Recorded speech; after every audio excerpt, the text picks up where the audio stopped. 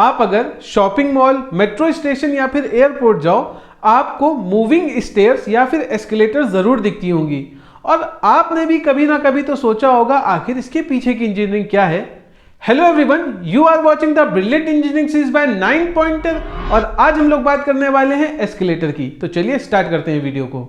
अगर हिस्ट्री की बात करें तो सबसे पहले जो एक कॉन्सेप्ट है वो 1859 में नाथन एम्स ने दिया था। हालांकि ये हमेशा मतलब कभी भी प्रैक्टिकल यूज में नहीं आया और जो उन्होंने बोला था इसको वो बोला था रिवॉल्विंग स्टेयर्स। और जो उनका कॉन्सेप्ट था वो बेसिकली क्या था, एक इक्विलिटरल ट्रायंगल था जिसमें उस स्टेयर पे चढ़ने के लिए आपको नीचे से कूदना पड़ेगा और उसके बाद उतरने के लिए ऊपर जाके भी कूदना पड़ेगा। तो वो प्रैक्टिकल तो वैसे भी नहीं था और हालांकि 1860 में उनकी डेथ हो गई तो ये आगे भी नहीं बढ़ पाया। फिर आगे जाके JW रेनो नाम के एक इन्वेंटर थे, उन्होंने 1892 में इसका एक पेटेंट रजिस्टर कराया रिवॉल्विंग स्टेयर्स का। और न्यूयॉर्क में एक थीम पार्क के अंदर इन्होंने क्या किया, 1896 में इसका प्रैक्टिकल एक लगाया, मतलब उन्होंने एक प्रदर्शनी में लगाया कि भाई लोग आएं और मेरी इस इन्वेंशन को देखें और यूज करें। अब उसी दशक के दौरान क्या हुआ, एक और आदमी थे, वो इन्वेंटर थे व्हीलर, जॉर्ज एच व्हीलर। अब इन्होंने क्या किया, इन्होंने उसमें थोड़ा सा इम्प्रोविजन करते हुए साथ में मूविंग हैंडरेल भी लगा दी। क्यों? क्योंकि रेनो वाले मॉडल में हैंडरेल नहीं थी और भाई अगर आप हैंडरेल पकड़ोगे तो वो क्या होगा, आपकी अगर स्टेयर्स चल रही तो हाथ तो पीछे रह जाएगा। तो उन्होंने इस प्रॉब्लम को सॉल्व करते हुए अपना पेटेंट लिया। और सीडरबर्ग नाम के एक बिजनेसमैन ने क्या किया, उससे यानी व्हीलर से उनका पेटेंट 1898 में परचेस कर लिया और ओटिस एलिवेटर नाम की एक कंपनी में जाके इंप्लीमेंट करके इसको बनाना स्टार्ट कर दिया। अब यहां पे क्या हुआ, दो एक ऐसे मेजॉरिटी प्लेयर थे, रेनो और ओटिस, जो कि सीडरबर्ग की कंपनी थी, और ये लोगों ने बनाना स्टार्ट किया अपने अपने लेवल पे एलिवेटर्स को। आगे चल के ओटिस ने रेनो को अपने साथ मर्ज कर लिया, टेक ओवर कर लिया और सोल कंपनी बन गई इस धंधे के अंदर, इस बिजनेस के अंदर। चलिए अब बात करते हैं इसके वर्किंग और कंस्ट्रक्शन के बारे में। तो सबसे पहले तो ये समझ लो इसका बेसिक आइडिया क्या है कि इनको हमने इंडिविजुअल स्टेप से बनाया है। अब इंडिविजुअल स्टेप से कैसे बनाया ये समझो। एक स्टेप लिया, अगर हमने एक स्टेप को समझ लिया तो हमें पूरी सीरीज में लगाने के बाद समझ आ जानी किस तरह से ये काम कर रही है। जो एक इंडिविजुअल स्टेप लिया सबसे पहले, तो उसमें जो बॉटम होता है नीचे की तरफ, आप ऐसे इस तरह से एक स्टेप हुआ तो जो बॉटम होगा उसमें दो व्हील लगाए हैं, एक राइट एक लेफ्ट।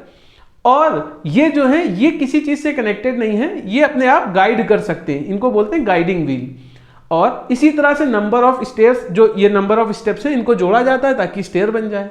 उसके बाद क्या होता है, एक स्टेप चेन, यानी कि जो ऊपर वाला हिस्सा है एक स्टेप का, ये ऊपर वाला हिस्सा, इसमें जो दो व्हील है सारे स्टेयर्स के, सारे स्टेप्स के उस स्टेयर में जो ऊपर वाले दो व्हील हैं, समझ रहे हो, उनको कनेक्ट, वो आपस में कनेक्टेड होते हैं, वो बेसिकली क्या बोलते हैं, स्टेप चेन, और वो ऊपर वाले हिस्से से कनेक्टेड हैं।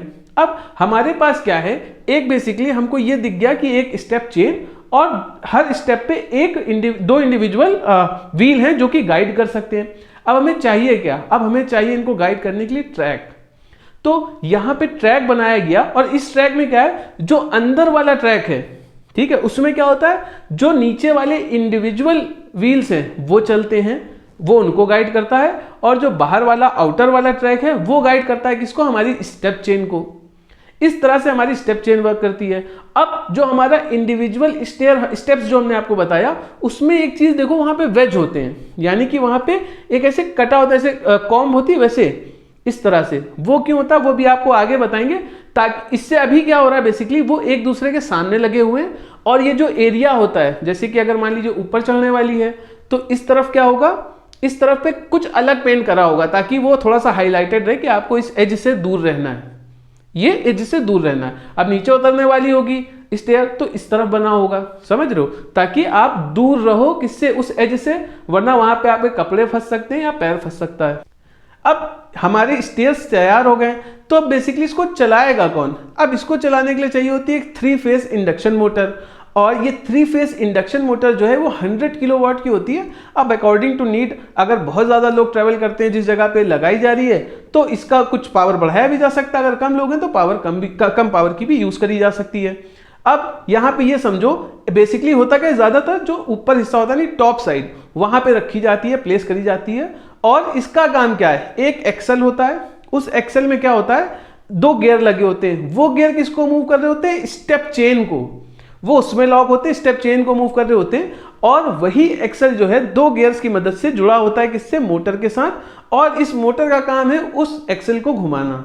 जब ये हमारा एक्सल घूमेगा तो हमारे जो बेसिकली जो बड़े वाले गियर लगे हुए हैं वो घूमेंगे, जो हमारा किसमें फंसे, स्टेप चेन में, जिसकी वजह से क्या होगी, स्टेप चेन के व्हील घूमना स्टार्ट होंगे।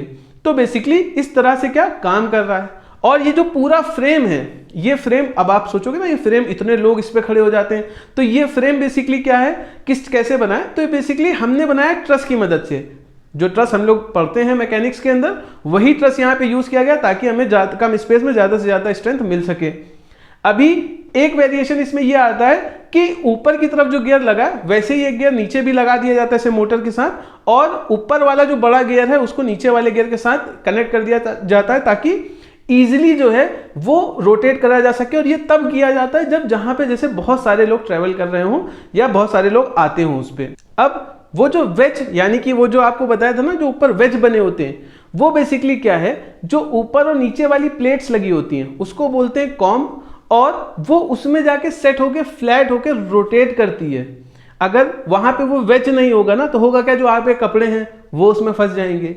और आपने एक चीज और देखी होगी, जो एस्केलेटर होती है उसकी साइड में ब्रशेस भी लगे होते हैं आजकल, देखें वो किस लिए हैं, जूता साफ करने के लिए नहीं भाई, जो हम लोग करते हैं वो बेसिकली इसलिए हैं, मान लो आप कुछ पैकेट पकड़े हो, पेन पकड़े हो, गिर जाएगा उसमें फंसेगा, या फिर मान लो जो लेडीज होती हैं उनके कपड़े आपने देखे ही हैं, साड़ी बड़ी बड़ी पहने हैं, वो अगर फंस जाए, कोई भी दुपट्टा अगर उसमें फंस जाए तो क्या होगा, वो उसके अंदर चला जाएगा, कितनी पावरफुल है, कुछ भी अनहोनी हो सकती है। तो उसको प्रिवेंट करने के लिए वो ब्रशेस वहां पे लगाए जाते हैं। अभी एक चीज यहाँ पे ये समझो, अभी हैंड रेल मूव नहीं कर रहा है, तो ये हैंड रेल कैसे मूव करता है, जो ऊपर हमने बताया था आपको एक्सेल है, जिस एक्सेल पे क्या लगा है, बड़े वाले गियर्स, उसी एक्सेल के आगे एक और छोटे गियर लगाए जाते हैं, 2 छोटे गियर एक शाफ्ट पे लगाए जाते हैं, और उस शाफ्ट को कनेक्ट करा जाता है किससे, इस एक्सेल के साथ। अब आप सोचो इस एक्सेल से क्यों कनेक्ट कर रहे हैं, ये बहुत जरूरी है कि हमारी स्टेयर और हैंड रेल सेम स्पीड में मूव करें, वरना हाथ पीछे रह जाएगा या हाथ आगे जाएगा और आप पीछे ही खड़े रह जाओगे। अभी ये क्या हो गया, हैंड रेल भी मूव कर गया और हमारी पूरा जो फ्रेम है वो भी तैयार हो गया। अभी यहाँ पे एक चीज और समझो, इसका वेरिएशन। अब वो वेरिएशन क्या है, आपने देखा होगा एयरपोर्ट में या फिर बहुत बड़े बड़े जो मॉल्स हैं वहां पे साइड वेज भी होते हैं, यानी कि ऑटोमेटिक साइड वेज, यानी कि अब वो स्टेयर्स नहीं, ऊपर नहीं जाएंगे, वो बस आपको फ्लैट ऐसे मूव करा देंगे। अब इसका कई बार स्पाइरल एलिवेटर्स भी होते हैं जो कि बहुत कम देखने को मिलते हैं। अब इनका अरेंजमेंट, अभी बेसिकली इसको यूज क्यों करते हैं ये समझो, फिर अरेंजमेंट बताता हूं। बेसिकली अगर आप देखोगे ना तो सेम उतनी ही जगह लेता है जितना एक लिफ्ट लेती है, लेकिन लिफ्ट में क्या है, 5 लोग 6 लोग 10 लोग इतनी कैपेसिटी होती है, लेकिन उतने ही एरिया में एक टाइम पे उतना ही टाइम लेगी और उससे कम से कम 3 to 4 टाइम्स लोगों को मूव करा देती है। तो ये बहुत ज्यादा एसेंशियल बन गया, इसीलिए आप देखोगे कि लिफ्ट की तरफ लोग जाते भी नहीं, सीधा एलिवेटर या एक्सीलेटर पे ही चढ़ते हैं। अब ये समझो आप, जो इसका वेरिएशन यानी कि इसकी पोजीशनिंग क्या होती है, ज्यादातर इसको सीधा लगाया जाता है, लेकिन अगर स्पेसेस को बचाना है तो मल्टीपल स्टेप, मतलब मल्टीपल फ्लोर पे आपको लगानी है, तो आप क्रिस क्रॉस पैटर्न पे लगा सकते हो, यानी ऊपर गए फिर यहां से मूव करा दिया। आपने भी अपने मॉल्स, अगर आसपास नियर बाय मॉल्स गए होगे तो इसी तरह से ज्यादातर लगा होता है। अभी एक चीज यहाँ पे और समझनी है, वो क्या है, ये जो वर्ड है ना एलिवेटर और एस्केलेटर, मोस्ट प्रोबेबली हम लोग तो एस्केलेटर ही बोलते हैं मोस्ट कॉमनली, लेकिन उसी एस्केलेटर क्यों बोलते हैं, क्योंकि जो ओटिस कंपनी थी, जो सीडरबर्ग थे, इन्होंने क्या किया था, एक लैटिन वर्ड है स्केला, उससे इसको डेवलप किया था और उन्होंने ही कोड किया था एस्केलेटर। लेकिन जब तक उन्होंने एस्केलेटर ये वर्ड बनाया तब तक रेनो भाई साहब जो कि यूएसए के थे, वहां पे उन्होंने एलिवेटर शब्द को मशहूर कर दिया था, इसीलिए बहुत से लोग इसको एस्केलेटर भी बोलते हैं और बहुत लोग एलिवेटर भी बोलते हैं। आई होप आपको समझ में आ गया होगा कि किस तरह से काम करता है एलिवेटर, और कोई टॉपिक आपको समझना उसके पीछे की इंजीनियरिंग तो प्लीज कमेंट कर दो वीडियो के नीचे, हम उस टॉपिक पे भी बना देंगे वीडियो। और टेलीग्राम ग्रुप को ज्वाइन करो भाई, हमारे स्क्वायर कोड को स्कैन करके। मिलते हैं आपसे अगली वीडियो में, आडियोस।